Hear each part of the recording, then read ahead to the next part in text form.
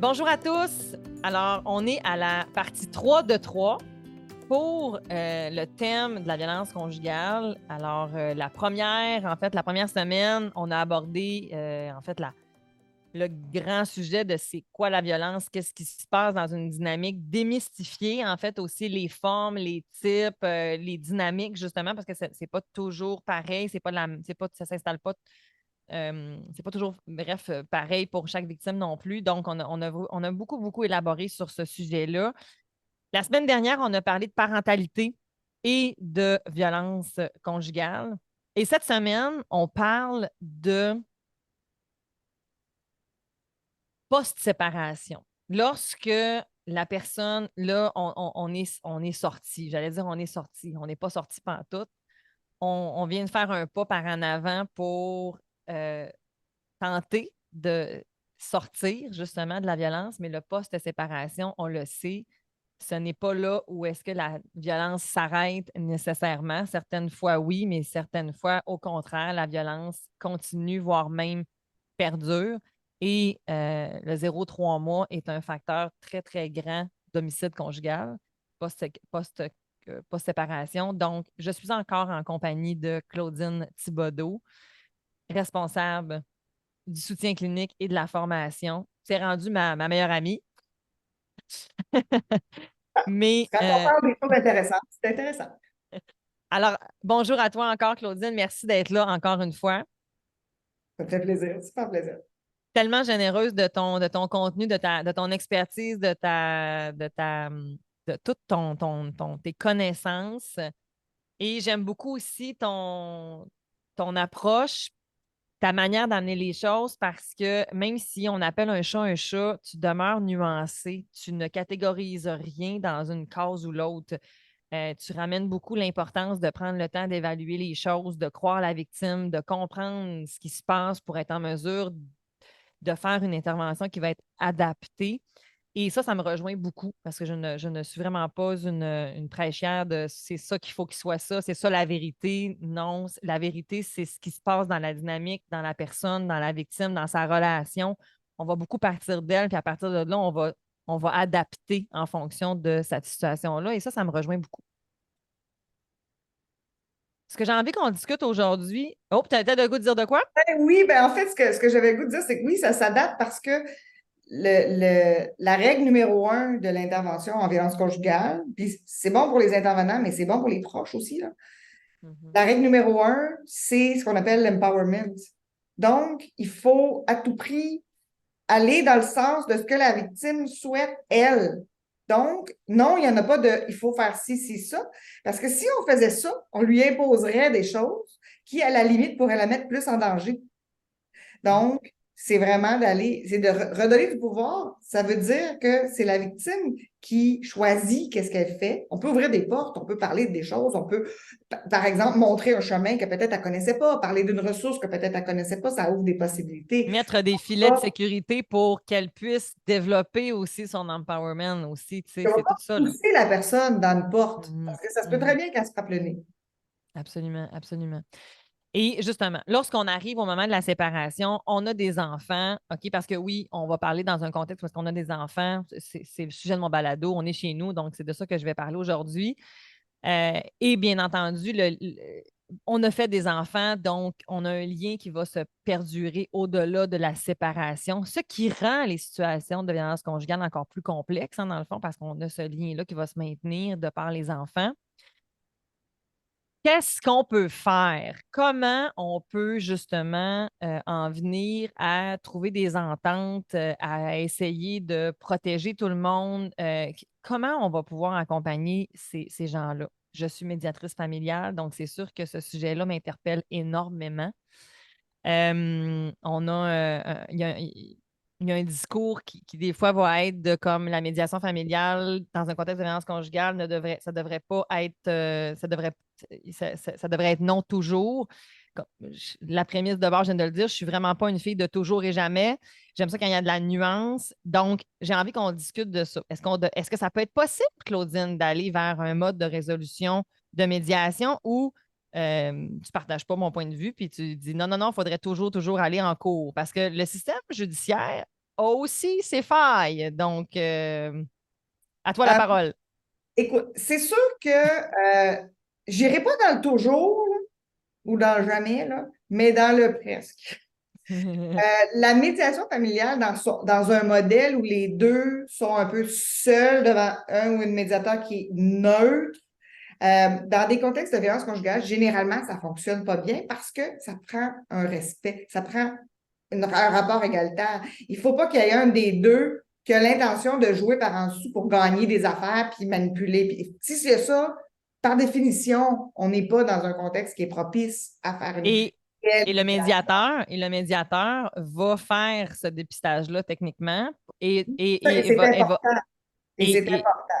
c'est actuellement pourquoi aussi qu'au moment où est-ce qu'on se parle, quand là, on est en septembre, au moment où est-ce qu'on enregistre, mais à ce jour, tu sais, il y a un projet actuellement qui est en cours, le projet Doors, pour faire en sorte qu'il y ait un dépistage qui soit fait de façon systématique pour tous les médiateurs parce que l'outil Doors vient de l'Australie. C'est un outil de dépistage de violence, mais pas juste de violence, mais aussi, dans le fond, il évalue les risques, dans le fond, aussi de récidive, mais aussi de d'autres problématiques. Et que en Australie, quand eux avaient fait leurs études, ce qui avait ressorti, c'était que dans un bassin de médiateurs, au moment où est-ce qu'on disait aux gens, est-ce que vous avez l'impression que dans votre caseload, mettons, vous aviez de la violence, les gens, mettons, disaient non. Puis quand on passait d'or, c'est 50 qui finalement il y en avait. Fait que c'est C'est comme ça ah! qu'on dit, hein? Au moment de la rupture, il y a à peu près dans 50 des situations où c'est des ruptures qui aboutissent à la suite de violences conjugales et donc que la violence conjugale fait partie du portrait et que la violence post-séparation probablement fait encore partie du portrait parce qu'une rupture, c'est pas une porte qu'on traverse, hein, c'est une saison. Fait que, avant d'arriver là, au bord de la saison, là, des fois, ça peut être long. Là, donc, et c'est un moment où c'est plus difficile souvent, là, cette saison-là. Puis effectivement, puis tu vois, cette étude-là fait écho à des études qui ont été faites il y a une vingtaine d'années, une trentaine d'années dans les milieux médicaux. On demandait aux médecins, vous, avez-vous des victimes de violence conjugale dans votre caseload? Quand on leur demandait comme ça, ils en identifiaient à peu près une sur 1000. OK? Ben voyons. Une sur 1000. Puis, mais dans les statistiques, ce qu'on savait à ce moment-là, c'est que c'était à peu près une sur 10. Tu sais, surtout les femmes qui consultent des médecins, il y a plus de chances qu'elles soient victimes de violence conjugale parce que la violence conjugale a des impacts sur la santé. Donc, on pense que c'est à peu près une femme sur 10, peut-être plus que ça, à mon avis, mais en tout cas, dans ce temps-là, on faisait une sur 10. Puis quand il y avait des dépistages systématiques, là, ils envoyaient une sur 100. Eh, pareil. Ils en voyaient plus, mais ils ne les voyaient pas toutes. Non, non, Même exactement. quand on fait du dépistage, il faut se rappeler que ça se peut qu'on ne les voit pas, mais oui, c'est important. Puis, tu Mhm. sais, c'est qu'il y a deux cas de figure ici. Mettons qu'on a une situation où on le sait qu'il y a de la violence conjugale. Là, moi, je ne recommande pas d'aller en médiation. Surtout quand la violence conjugale, elle est là, elle se passe là. Puis, au moment de la rupture, on le sait, c'est le moment où il y a une augmentation souvent du risque, une augmentation de l'intensité des comportements. Ça change aussi, là, parce qu'il y a un mur entre les deux. Et plus dans la maison, il va essayer de passer peut-être plus par les enfants, ou plus par l'argent, ou plus par les proches. Donc, Mais euh, ça qu'est-ce que peut tu penses, par devenir exemple, de le fait que, tu sais, parce que dans le fond, tu sais, je suis d'accord avec toi en partie, dans le sens que si, mettons qu'effectivement, dans une situation de violence conjugale, où est-ce que là, le moment est très, très, très intense, par exemple, ça dépend encore là de la situation de violence, bien entendu, mais dans certaines situations où est-ce que, mettons, la femme se sentirait prête à, mettons, s'affirmer, à être en mesure de pouvoir faire, d'aller de l'avant, puis qu'elle veut l'essayer, puis qu'elle veut le tenter, ben moi, je vois pas pourquoi on pourrait pas l'accompagner, mais que je le ferai pas dans un contexte nécessairement les deux en même temps, parce qu'il peut y avoir du caucus alterné. Mais c'est pas tous les médiateurs qui travaillent dans ce genre de serré. situation. Il va y avoir un protocole, tu sais, sur le avant, le après, sur comment. Et dans certaines situations, l'essai va être fructueux. D'autres situations où est-ce que je me rappelle d'une situation où est-ce que ça n'a pas été possible, tu sais. Mais au moins, la femme était vraiment contente de dire, ben au moins, je l'ai essayé, puis là, ben c'est beau, je vais me tourner vers le juridique. Et dans tous les cas, par contre, ce qu'on va recommander comme médiateur, c'est à la fin, que tu sois violence conjugale ou pas, c'est d'aller entériner un jugement. Mais dans un contexte de violence, là, pour moi, ça devient une recommandation ferme, là, dans le sens que là, tu ne prends pas juste ton rapport de médiation, ça n'a pas de valeur légale.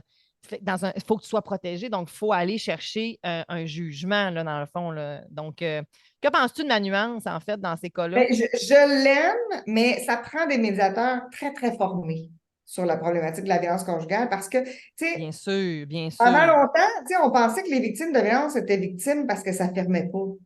Mais c'est pas ça. Elle ne s'affirme pas parce que c'est dangereux. Fait que, tu sais, même quand une victime, puis souvent, Ouais. faut Ben oublier là, ça, j'ai peut-être été un peu réducteur là, tantôt quand j'ai dit affirmer, là, mais tu me comprends ce c'est que je ça. voulais dire. Là. On n'est pas là-dedans, là, tu sais, C'est bien que, complexe. Puis Mhm, des fois, la mhm. victime va sentir que c'est ça qu'elle veut essayer parce qu'on lui a fait sentir que c'est ça qu'elle devrait essayer. Puis, il ne faut pas oublier qu'on vit dans une société où est-ce que la médiation est gratuite, ou en tout cas en partie, mais pas l'avenue juridique. Non. Mais là, Euh, maintenant, il y a il y a 4 rebâtir la heures de service. confiance, quatre Il y a heures. 4 heures, mais c'est juste 4 heures. Absolument. Mais c'est Juste pour ça 4 que heures de si on a conseil, il au n'y a pas de moins ce. représentation. Mais ça vaut toujours la Mhm. peine d'appeler repentir quand on est victime de violence conjugale Absolument. pour aller vérifier des choses. Euh, Mhm. mais ce qui est, aussi, il faut aussi démystifier le fait que aller au niveau juridique, ça ne veut pas nécessairement dire aboutir en procès. Absolument. Il y a Absolument. il y a des conférences de règlement Mhm. qui peuvent, à la limite, être comme un entre-deux intéressant Mhm. parce que ça ressemble c'est une négociation en présence souvent ou non, peut-être ça peut être en alterné, mais il y a une négociation, mais chaque personne est représentée. Donc, ce Absolument. que ça fait, c'est que tu as automatiquement quelqu'un qui est de ton bord, puis qui va être capable de dire wow, non, là, j'ai besoin de parler à ma cliente. Mhm. Puis Mhm. qui va pouvoir se retirer puis dire, tu sais, là, il se passe telle chose, tu as, le droit de dire non, je ne suis pas capable de dire non, mais tu veux non, OK, ben là, regarde, moi, je vais aller le dire non. Puis, tu sais, Mhm. il y a quelque chose de l'ordre de la protection, d'être dans Absolument. le fait d'être représenté. Puis souvent, c'est les avocats qui Mhm. se parlent ensemble et non pas. Tu sais, mais ça peut, tu sais, c'est pas nécessairement on s'en va en cours se faire interroger devant le juge, là, puis le juge va décider. Ça peut se faire sous un mode de négociation. Souvent, Mhm. ça va finir par se faire sous un mode de négociation, mais il y a une protection de par le fait d'être représenté. Puis c'est sûr que nous, dans un contexte de violence conjugale, c'est ce qu'on aime parce que quand tu sors d'un contexte de violence conjugale, il y a eu souvent un très grand rapport de pouvoir, puis souvent, à la limite, la victime, ça se peut qu'elle s'en rende même pas compte qu'elle se fait manipuler. C'est C'est là où est-ce qu'effectivement, dans ce temps-là, au niveau du dépistage, c'est là où est-ce que des fois, on peut en échapper parce que quand la personne, dans le fond, pour elle, ce n'est, tu sais, ben, c'est pour ça que j'aime, tu sais, dépendamment du dépistage, qu'en est-il, d'où, tu sais, il y a certaines questions, justement, tu sais, qu'on va poser ou pas, tu sais, comme, tu sais, la fameuse question, êtes-vous victime de violence? C'est comme, c'est pas une bonne question à poser, ça. C'est comme, ça marchera pas, des là, choses tu sais. qu'on peut observer dans le Exact. comportement, tu sais, mais ça se peut aussi que la victime cache ça fait 15 ans qu'elle cache ce qui se Mhm, passe. mhm, mhm, mhm, À leur front, là. Fait que c'est mhm, difficile à voir à travers ça, là. Et mhm. surtout si elle-même ne l'a pas identifié, c'est difficile de voir à travers ça. Tu sais, souvent, les médiateurs avec qui j'ai déjà travaillé, ce qu'ils me disent, c'est je m'en rends compte quand je trouve qu'elle accepte des affaires inacceptables. Puis moi, là, c'est là Ouais, que je m'avance, puis je fais, moi, je suis pas sûre, tu sais. Mais c'est, exact. mais puis là, des fois, je me dis, mais comment ça se fait qu'elle accepte, tu sais? Puis comment Mhm, ça se fait que, oh, mais c'est ça, la violence, c'est ça que ça fait. mhm. Mais Ça, c'est là aussi que en médiation aussi, tu sais, on va le médiateur a a un rôle de demander aux gens aussi d'aller référer quand les gens, justement, prennent des décisions qui nous apparaissent comme étant déraisonnables ou quoi que ce soit. Tu sais, on peut pas. Tu sais, c'est ça l'affaire aussi par rapport. Il y a tellement des mythes associés à la médiation. Je veux dire, on fait pas. Le médiateur n'accepte pas n'importe quoi, là, tu sais, justement, quand il se rend compte que ça n'a pas de sens à un instant, conseiller. là. C'est ça. Exactement. Aller chercher un Madame, avis c'est dans un ça. contexte de violence, surtout s'il est avéré, ben, on va travailler en collaboration avec les avocats. Aller, là, on fait un bout, après ça, aller, on retourner, après ça, il y a différentes Ça. façons. Parce que des fois, On peut comment. faire un entre-deux, tu sais, entre, mettons, Exact. mais c'est sûr que le fait d'avoir un avocat avec qui elle va aller vérifier, au moins, Mhm, déjà, ça, c'est une protection. mhm, Puis mhm, d'avoir quelqu'un qui va mhm, conseiller aussi. mhm, Parce que le mhm. médiateur n'est pas là pour conseiller tant que ça. Non, Il est non, eh obligé bien, il d'être donne de là. l'information. C'est Effectivement, il ça. donne Il beaucoup donne l'information, d'informations. puis il, il est présent pendant les discussions. Tu sais, c'est cette présence Mhm, qu'on espère qui va amener quelque chose le plus mhm, mhm. possible. Parce qu'au même Euh, titre, les avocats de leur côté aussi, tu sais, comme les failles qu'ils peuvent aussi, c'est qu'ils sont, tu sais, encore là, ça prend aussi des fois des avocats qui vont être en mesure aussi d'être bien formés à la dynamique aussi, parce que parfois, on peut des fois peut-être forcer aussi certaines choses aussi à dire comme, ben là, regarde, tu le sais maintenant, les gardes partagées, c'est bien plus qu'avant, là. Fait que, tu sais, on en entend des choses aussi par rapport à ça. Donc, tu sais, c'est pour ça que je ne suis pas blanc, noir dans rien, là, tu sais, parce que des fois, tu te retrouves avec des jugements, puis tu fais comme, ben voyons donc, on ne peut pas croire que c'est ça qui est écrit là-dedans. Mais euh, c'est d'où l'importance d'être bien formé pour Tout à être fait. Puis bien maintenant, représenté aussi, tu sais. oui, il y a des formations maintenant qui existent pour justement Mhm. le domaine juridique. Tu sais, entre autres, il y a Jury Juripop qui pop. a développé un corpus de formation Absolument. qui s'adresse principalement aux avocats, mais qu'on peut tout Mhm. suivre, hein. C'est gratuit. On se Mhm. travailleur social, personne de la communauté, médiatrice, peu importe, on peut aller suivre ces formations-là, puis en apprendre plus justement sur la violence conjugale, puis aiguiser nos repères. Puis effectivement, tu sais, c'est un petit peu comme dans n'importe quoi, là. Si je suis un médecin, je suis spécialisée dans la ménopause, mais si quelqu'un m'arrive avec un problème ostéo-squelettique, ben je vais peut-être, même si je suis médecin, ben, je vais peut-être dire, le référer à quelqu'un qui a une spécialité dans le musculo-squelettique parce que moi, ma spécialité, c'est dans la ménopause. Tu sais, donc, Exact. tu sais, je pense que même au niveau du droit ou même au niveau de la médiation, l'idée Absolument. d'avoir des gens qui sont formés et qui vont dire, voilà une de mes limites, effectivement. Là où c'est difficile, c'est qu'il y a beaucoup de gens qui rentrent, comme l'exemple que tu donnais tantôt était tout à fait juste. Il y a à peu près la moitié des situations de séparation où il y a de la violence conjugale. Il y en a beaucoup qui vont se retrouver dans les bureaux de médiation sans que ce soit nommé, sans que ce soit même identifié par la victime elle-même ou par l'auteur ou par personne. Et là, effectivement, c'est important de faire un dépistage parce que ça peut très mal se passer quand c'est pas dépisté, puis quand, tu sais, il y a des victimes qui sortent de là démolies, puis qui subissent du harcèlement à l'extérieur des rencontres de médiation, même s'il y a une entente pendant la médiation, qu'ils vont pas parler de ça à l'extérieur. Quand il y a de la violence conjugale, c'est pas respecté, ça. Puis la Mhm. victime ne peut pas le dire, parce que si elle le dit, c'est dangereux, tu sais. Donc, ça fait des situations qui sont contre-productives pour arriver à une suite qui soit confortable et sécuritaire pour tous. C'est Oui, ça. puis il y a des situations aussi, des fois, où est-ce que la victime va vouloir faire des choses. Moi, je me souviens d'une situation où est-ce que, tu sais, avec du recul, je- tu sais, c'est là où est-ce que des fois le dépistage, malgré tout ce que je pratique là-dedans, puis mais avec du recul, je n'étais pas contente dans le sens que la madame, elle a mentionné vouloir être en présence d'un monsieur en Zoom. Elle se sentait confortable à aller vers ça.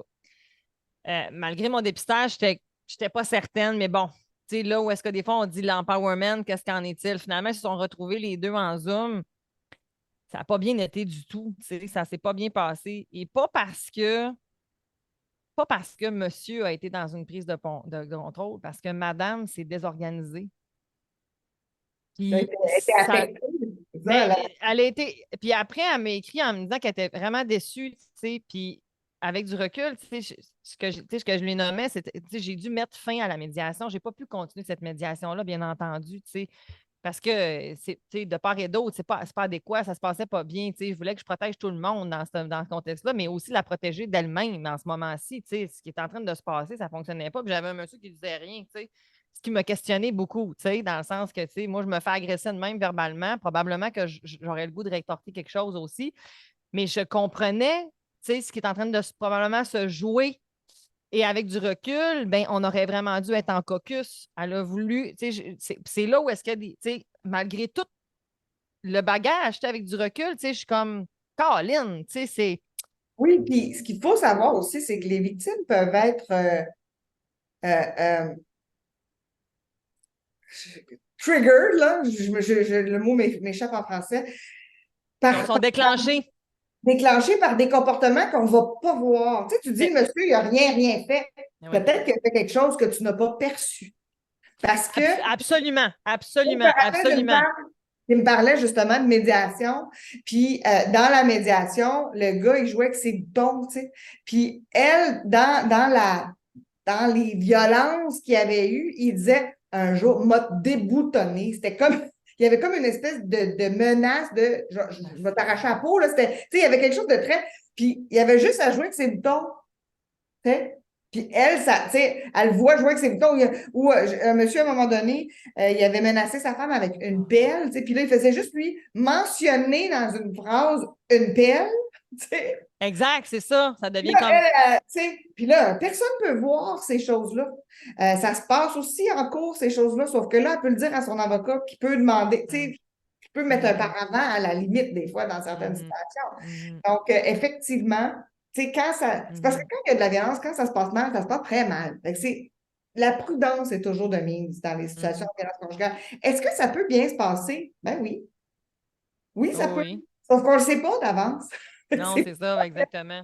Dans les conseils qu'on donne en violence Mhm, conjugale, on va toujours vers la prudence. On n'a pas le choix parce que la violence peut escalader, puis on n'a mhm. pas le choix d'aller vers proposer les mesures qui vont viser le plus possible la sécurité. Et donc, Général.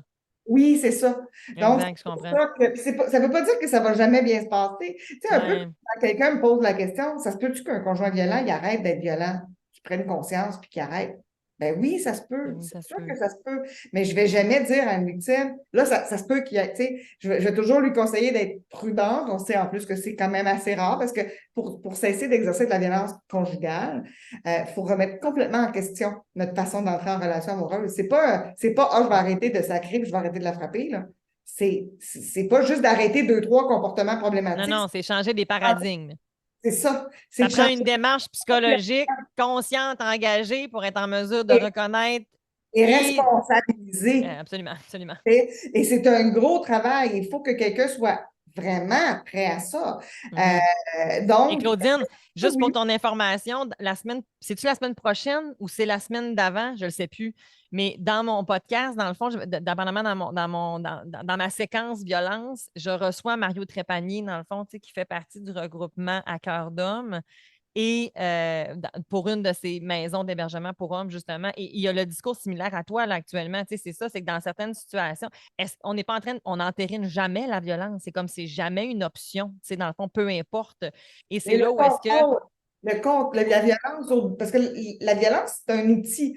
Le but, c'est le Exact. contrôle, le pouvoir. Donc, c'est ça qui peut être problématique dans Absolument. une relation où on est supposé d'être égalitaire au niveau de la médiation, c'est que la relation de pouvoir est là, est établie. Elle a été établie puis est maintenue Mhm. sur de nombreuses années. C'est Exact. pas facile tu sais, c'est pas nécessairement évident là, de pouvoir ramener ça. Est-ce que ça peut marcher des fois? Oui, mais nous, on va généralement conseiller d'aller chercher, en tout cas, c'est sûr, un avis juridique sur toute décision Absolument. avant de signer quoi que ce soit, avant d'accepter quoi que ce soit. C'est Tout à vraiment fait. qui est aidant et renforçant. Puis heureusement, maintenant, oui, il y a Rebâtir qui a 4 heures de services juridiques gratuits pour chaque besoin. Hein. On peut rappeler Rebâtir 6 mois plus tard s'il y a une nouvelle question. Hein. C'est par question, OK. par besoin. Euh, OK. et ils donnent de l'aide au niveau de tous les domaines du droit. Donc, on peut avoir une question sur la possibilité de porter plainte. On peut parler à un avocate qui est spécialisé en criminel. On peut avoir des questions sur l'impact sur un processus d'immigration. Ils ont des avocats spécialisés en immigration. Évidemment, Mhm. des avocats spécialisés au niveau de la DPJ, de la protection de la jeunesse, au niveau de la Cour supérieure, au niveau même des tribunaux administratifs variés pour différentes questions. Donc, c'est le fun parce que, en plus, ils commencent à en avoir beaucoup vu. Nous, on travaille de très près avec eux. On est leur source de référence principale à SOS. Nous, ça nous a beaucoup aidé. C'est la première ressource juridique gratuite. Il y en avait une, mais qui était très locale, là, Mhm. informelle, qui donne de super beaux services aussi dans le coin de Saint-Hubert, mais ils étaient locales, tandis que nous, on dessert le Québec. Mais Rebâtir parce que c'est. est là et on souhaite que ce soit élargi, par contre. Mhm. On va travailler pour que les services de Rebâtir soient élargis à plus d'heures que 4 heures et éventuellement peut-être même à la représentation de certaines situations. Parce que c'est un gros enjeu, justement, dans les décisions suite à une rupture. Puis un coup qu'on a réussi à organiser la suite, puis souvent ça passe justement par d'organiser le divorce, la séparation, la garde, la séparation des biens et tout ça, ça avance dans la saison. Là. Tu Bien sais, c'est un bon sûr. pas dans la saison quand ces choses-là peuvent Absolument. être acceptées. Souvent, tant que c'est pas réglé, ben, ça donne plus de porte à la violence là, pour venir réclamer. Exactement. Et c'est pour ça que c'était malheureux dans le sens que, puis il y a encore du chemin à faire, mais que justement, des fois, dans une situation de violence conjugale, on le sait très bien que la personne, parfois, s'il y a de la violence économique, si justement dans ce rapport-là, d'aller vers le système judiciaire, c'est pas une option parce que j'ai pas les moyens. Aller en médiation, on me le recommande pas. Fait que là, je me retrouve à être coincée, à pas à rester stagnée. Fait que c'est pour ça que, tu sais, moi, de mon côté, c'est pour ça que je me suis dit, il faut qu'on développe quelque chose, il faut qu'il y ait de quoi qui soit là.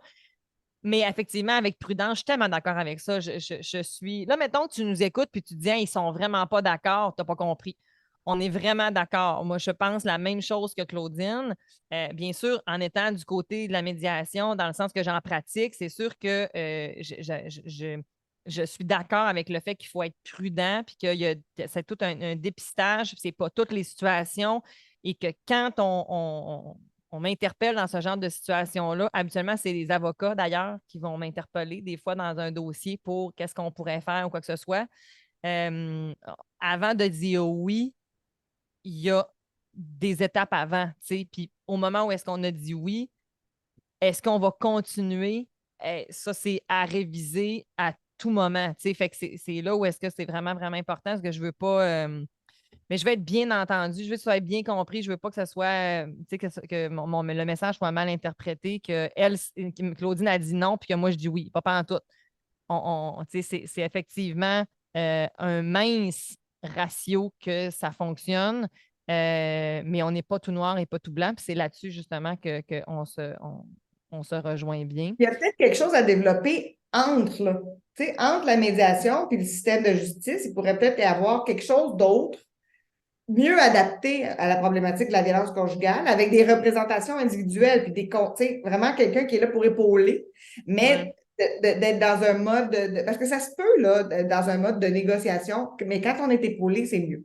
Donc, puis dans le système de Ouais. justice, mais ça coûte cher, effectivement. Oui, mais Et avec là, rebâtir, là, c'est ça qui est intéressant, là, à quelque part, là, tu sais, il y a comme, on va souhaiter que ça se maintienne puis qu'effectivement, ça ça puisse grandisse. s'élargir. Tout Et que à ça fait. Tout à fait.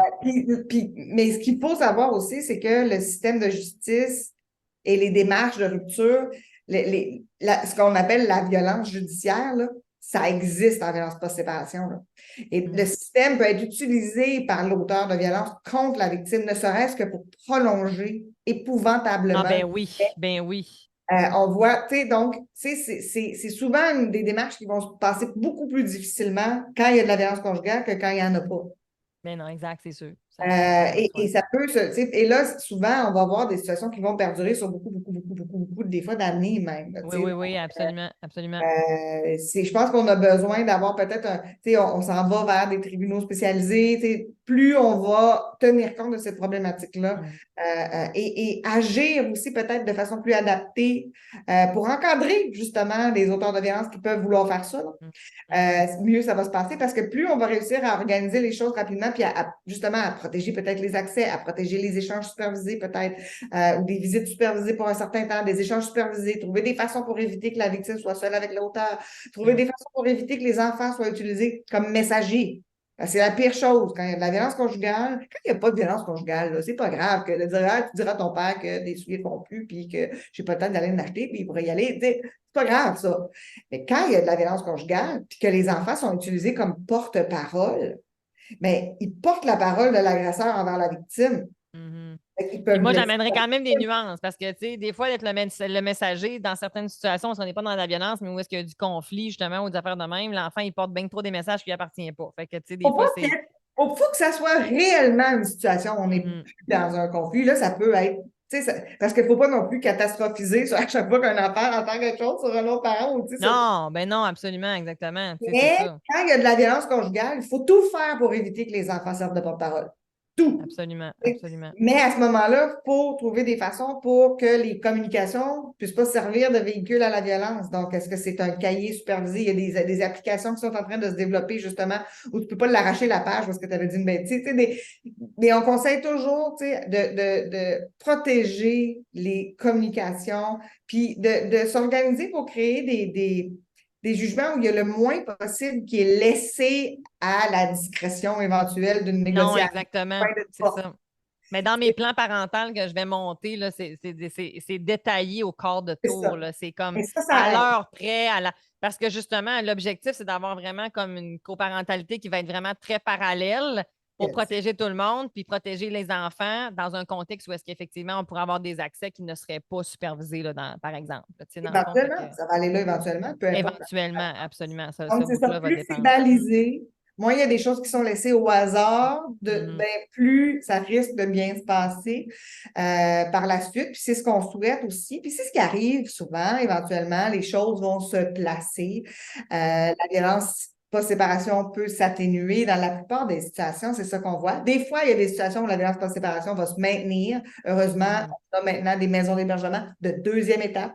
Donc, quand on est passé en première étape, quand ça va assez bien, bien là, la personne peut être en sécurité dans son logement, par exemple. Mais si la violence se poursuit, qu'il y a du harcèlement par les proches, par ci, par ça, bien, il y a des maisons d'hébergement de deuxième étape qui, là, peuvent accueillir les victimes, des fois jusqu'à 2 ans. Et là, c'est des appartements, mais Ah, où il y a wow, des ouais. services, il y a des intervenants qui sont là pour aider et tout, puis il y a de la sécurité aussi qui est Mhm. organisée autour du lieu. Donc, c'est vraiment des fabuleux services qui sont en plein essor au Québec. On en avait seulement quelques-unes il y a une dizaine d'années. Là, on va en avoir beaucoup plus d'ici peu. Il y en a beaucoup qui sont en développement. C'est souvent les maisons de première étape qui développent des maisons de deuxième étape. Évidemment pour leur clientèle, mais pour les autres maisons aussi. Donc, ça, c'est Mhm. des beaux services. Puis il faut continuer.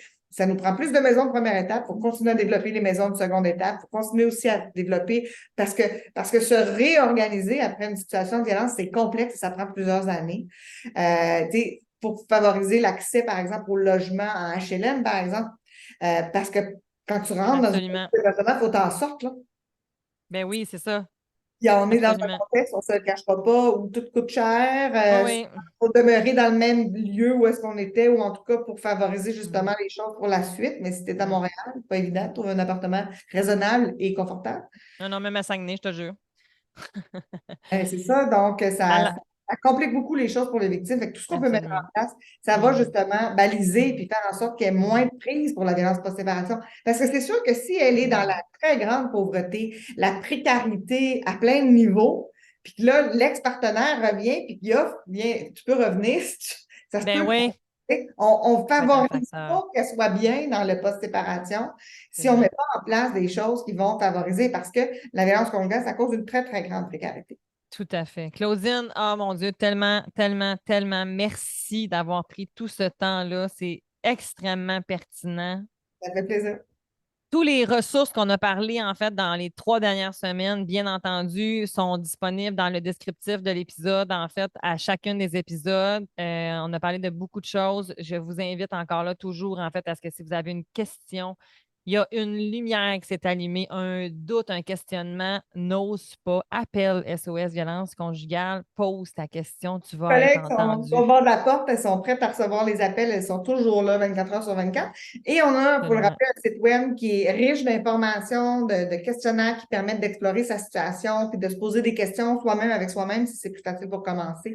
C'est souvent un Absolument. bon premier pas. Absolument. Alors, merci encore une fois et au plaisir de te revoir, ma chère Claudine. Merci beaucoup. Hey, bonne journée. Bye. Salut.